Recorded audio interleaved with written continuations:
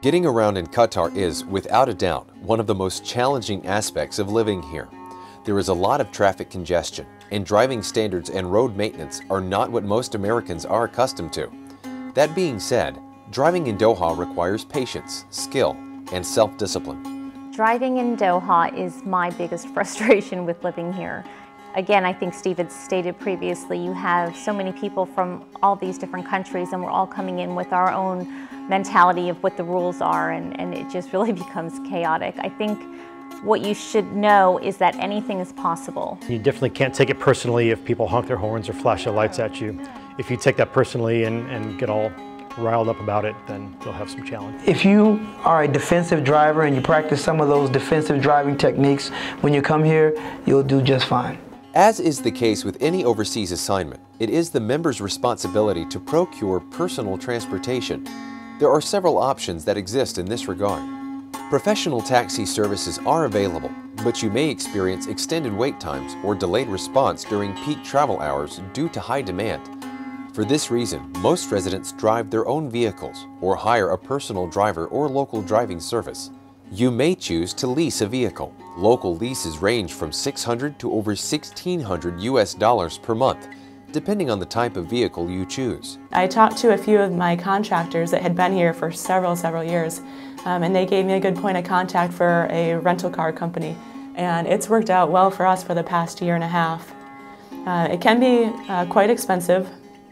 We have a 2012 Toyota Camry, and it's about $650 a month, but that includes all the maintenance. Insurance, wear and tear. Yeah. We had him come pick the car up this weekend for an oil change, and he dropped off a replacement, so using the interim. So it's like everything's taken care of, it's easy.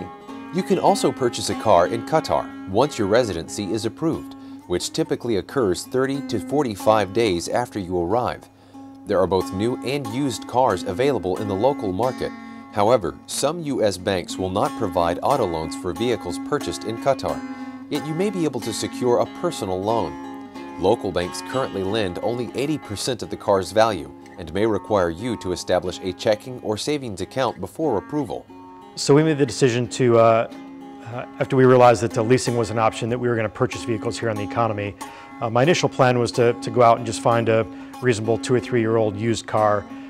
There are lots and lots of used car souks, shops in Doha, but I found that the quality of the used cars was abysmal.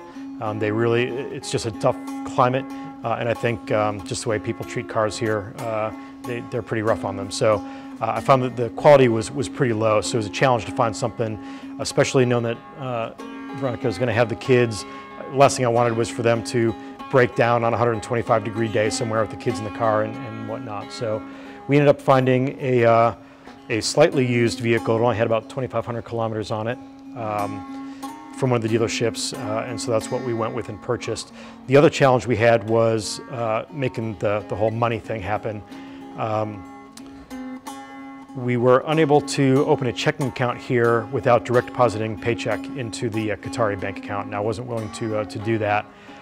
So I ended up having to work through finance on the base and basically write them a check, have them convert it to rials, and then take a big bag of money downtown and pay cash for the car.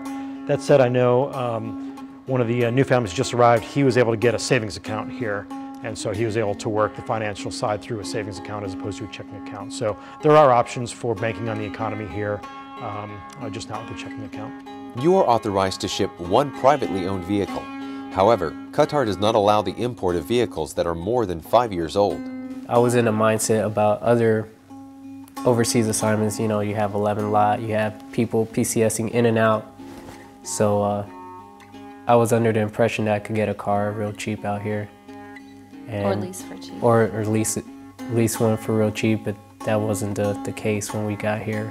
Shipping of the privately owned vehicle, I would recommend that.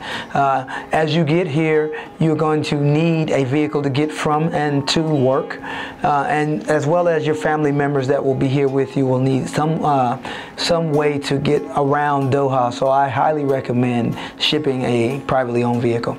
If you ship your vehicle, keep in mind that it can take up to 90 days to arrive. It will take additional time for your vehicle to clear customs so that you can receive and register it.